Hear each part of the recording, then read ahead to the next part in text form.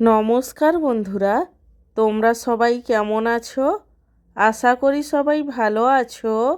আমার চ্যানেলে তোমাদের সবাইকে স্বাগত জানাই। আজকে আমার লাঞ্চের থালিতে কি কি মেনু আছে তারই ভিডিও তোমাদের সাথে শেয়ার করব।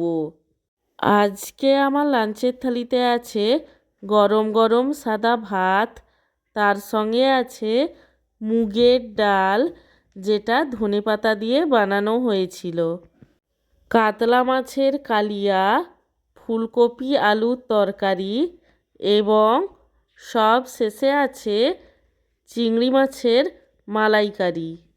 আমার আজকের এই লাঞ্চের থালির ভিডিওটি তোমাদের কেমন লাগলো সেটা কমেন্ট করে জানিও।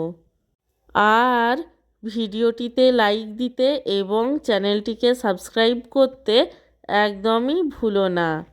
সব শেষে তোমাদের সবাইকে জানাই আমার তরফ থেকে অসংখ্য ধন্যবাদ ভিডিওটি দেখার জন্য।